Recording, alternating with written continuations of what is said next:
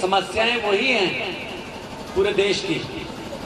समस्या मेरे पंजाब की भी वही है, बेरोजगारी, गरीबी, महंगाई। किसान की समस्या भी वही है।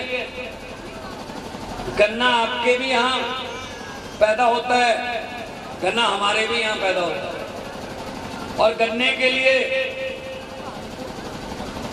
चीनी मिलों के सामने लाइनें आपके भी यहाँ लगती हैं, हमारे भी यहाँ लगती हैं, और गन्ने का पैसा आपको नहीं मिलता, हमें भी नहीं मिलता। 2-2 साल धरने देने पड़ते हैं, चीनी मिलें पैसा मुकर जाती है। तो समस्याएं सेम है।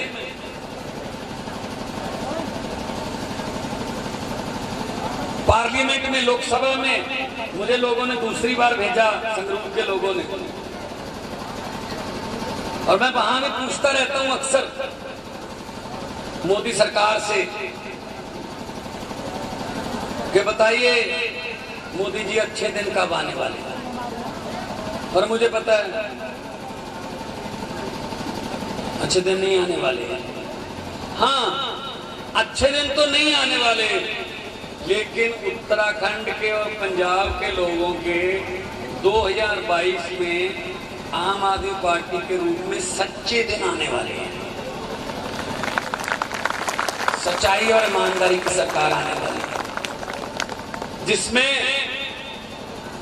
अच्छे स्कूल होंगे।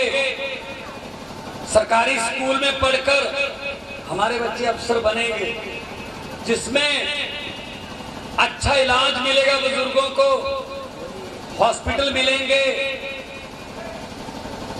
प्राइवेट हॉस्पिटलों में जाने की जरूरत नहीं पड़ेगी, जिसमें बिजली फ्री मिलेगी, 24 घंटे मिलेगी, जैसे दिल्ली में हो रहा है। महिलाओं की सुरक्षा, इतने काम हो रहे हैं कि पहले हमें एग्जाम्पल दिए जाते थे, उदाहरण दिए जाते थे कि ये देखो अमेरिका ने ये कर दिया, अमेरिका से सीखो, ये जापान ने ये कर दिया, जापान से सीखो। आपको जानकर ताज्जुब होगा कि अब जापान और अमेरिका वाले दिल्ली आते हैं कि मोहल्ला क्लिनिक दिखा दो जी कैसे बनाए हैं, हम भी बनाएंगे यहाँ अपने वहाँ। तो दशा और दिशा बदलना आसान है, मुश्किल नहीं, आसान है, लेकिन नीयत साफ होनी चाहिए। अगर आपकी नीयत साफ नहीं है फिर कुछ नहीं हो सकता। ये नफरत की राजनीति करते हैं बीजेपी वाले, सिर्फ नफरत की राजनीति करते हैं। दिल्ली में आम आदमी पार्टी के लिए हम प्रचार कर रहे थे, केजरीवाल प्रचार कर रहे थे,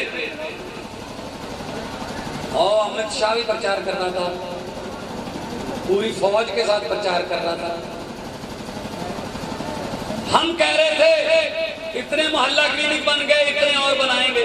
हम कह रहे थे हमें वोट देना, सरकारी स्कूल इतने हो गए, इतने और अच्छे हो जाएंगे। हम कह रहे थे कॉलेज और बनाएंगे सरकारी। हम कह रहे थे नौकरियां और मिलेंगी। और बीजेपी वाले क्या कह रहे थे, हिंदू मुस्लिम मंदिर मस्जिद, ये वो नफरत की राजनीति। और दिल्ली के लोगों ने ये बता दिया कि हम धर्म और जाति की राजनीति नहीं, हम विकास की राजनीति चाहते हैं, हमारे लिए विकास ज्यादा इंपॉर्टेंट है। तो दिल्ली के लोगों ने 70 में से 63 सीटें देकर बड़े बड़े नेताओं के मुंह बंद कर दिया।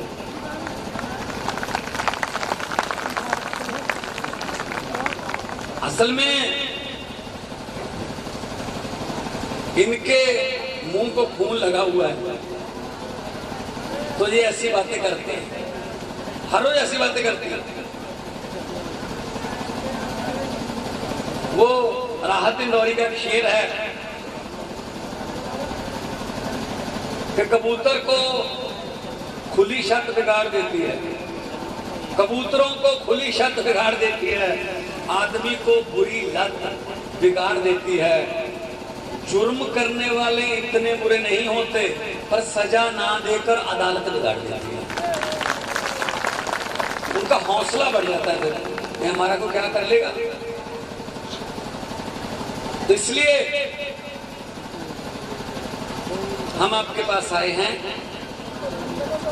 किस्मत बदलनी है, अपने बच्चों की किस्मत बदलनी है, नौजवानों अपने खुद की किस्मत बदलनी है, तो मशीन का बटन बदल दो। 2 बटनों में फंसे हुए हैं, पंजा, कमल का फूल।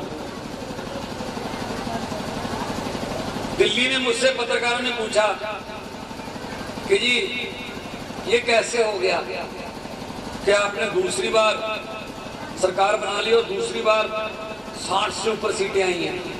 मैंने कहा जी कमल का फूल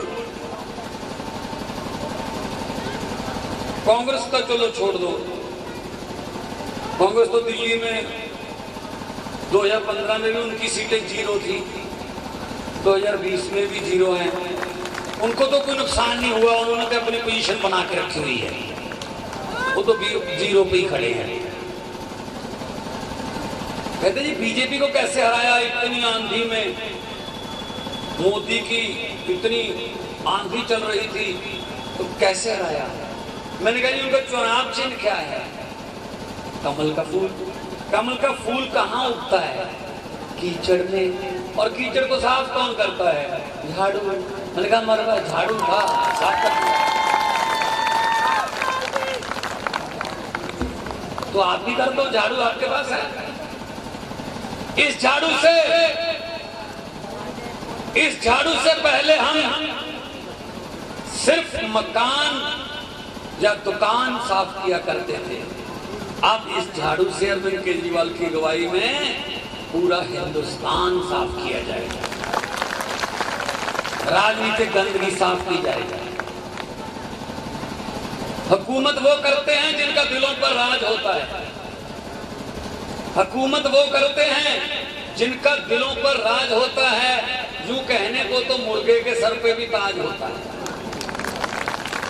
सो जिनका दिलों पर राज है वो हुकूमत के हकदार हैं। जो लोगों के बीच में रहते हैं, जो लोगों के दुख सुख को जानते हैं, उनको हुकूमत करने का हक है। सो इस करके मैं ਤੁਹਾਡੇ ਕੋਲੇ आए, कुछ मेरे पंजाबी भरा बहुत मेरे दोस्त मित्र आए ने, नहीं कोई गल नहीं, पंजाबी आप जी मर्जी। सो मैं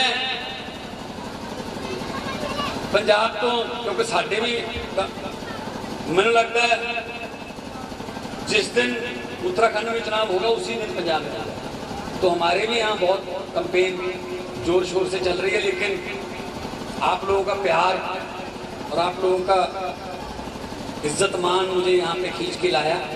मैं 3 दिन के लिए 15, 16, 17 यहाँ जसपुर, काशीपुर, बाजपुर, रुद्रपुर, सितारगंज, खटीमा, नानकमत्ता सब जाऊँगा। ये मिनी पंजाब बोलते हैं इसको, तो मिनी पंजाब, जहाँ पंजाब है वहाँ जोश है। पंजाब ने लीड किया था।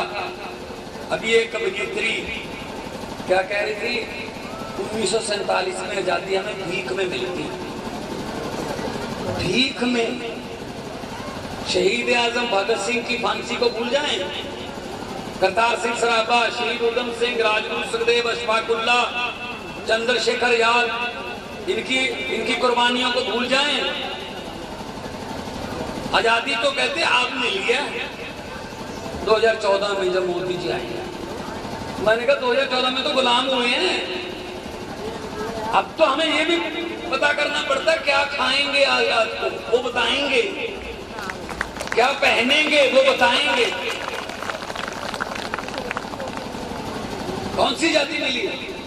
एक दूसरे को लड़ा के देश में इलेक्शन लड़ते हैं, ये वोट पोलराइज करके लेते हैं, ये उसका दुश्मन है, ये उसका। मुझे समझ नहीं आती भाई, इस देश में समस्याएं बहुत हैं, ये मीडिया वाले भी,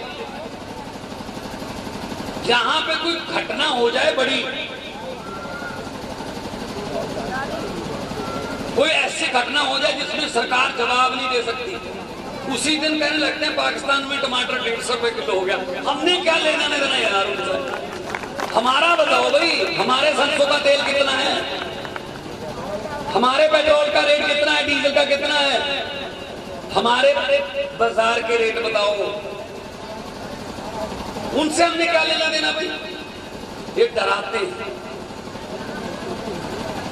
इनको चुनाव के समय चीन और पाकिस्तान याद आते हैं, डराते हैं हमें। ये डराने की राजनीति करते हैं।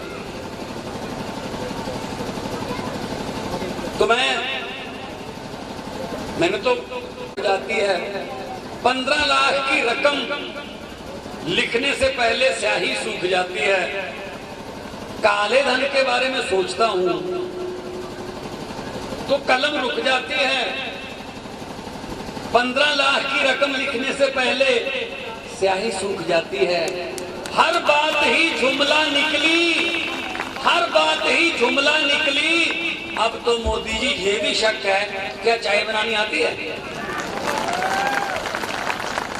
मुझे लगता है इनको चाय भी नहीं बनानी आती है। ये भी झूठ है। चाय बेचने वाले ने पूरा देश बेच दिया। ये अनाज मंडी है, वो 16-26 आज से 10 गदरी कानून बहुत अच्छे हैं। कहां अच्छे हैं यार? जिनके लिए कानून बनाए हैं वो कह रहे हैं हमें नहीं चाहिए। भाई आपका सर दर्द नहीं कर रहा, लेकिन मैं आपको कहूं कि आपको डिस्प्रिन खानी है, ये आपको देनी है, तो आपको मेरा सर दर्द नहीं करा। आप कहोगे हो सकता है 1 साल बाद सर दर्द करने लग जाए, ये रख लो। कानून यार जिनके लिए बनाए हैं वो कह रहे हैं हमें नहीं चाहिए, तो सरकार वापस क्यों नहीं लेती? इसका मतलब किसी न किसी को फायदा है इन कानूनों का, उद्योगपतियों को, पूंजीपतियों को। जमीन छीनने वाले हमारी। अन्नदाता को क्या कह रहे हैं बीजेपी वाले? मवाली, गुंडे, देशद्रोही, फलाना ढिमका। अरे यार उनके बेटे बॉर्डरों पर सीना बांधकर देश की रक्षा कर रहे हैं, आप उनको देशद्रोही कह रहे हैं? किसी को भी देशद्रोही बोलते थे? राष्ट्रवाद के तुम कौन होते हो? देशभक्ति के सर्टिफिकेट बांटने वाले, जिन्होंने 52 साल तक अपने ऑफिस में देश का तिरंगा नहीं लहराया था। ये कौन होते हैं? कितने बीजेपी वालों ने कुर्बानियां दी? कोई भी नहीं। कुर्बानियां पंजाब ने, बंगाल ने, यूपी ने कुर्बानियां देने वाले ये हम लोग हैं। और ये कह रहे हैं वो जाति नहीं थी, ये जाति असली जाति। तो मैं आपको ये कहना चाहता हूं, साथ दीजिए, अपना खुद का साथ दीजिए।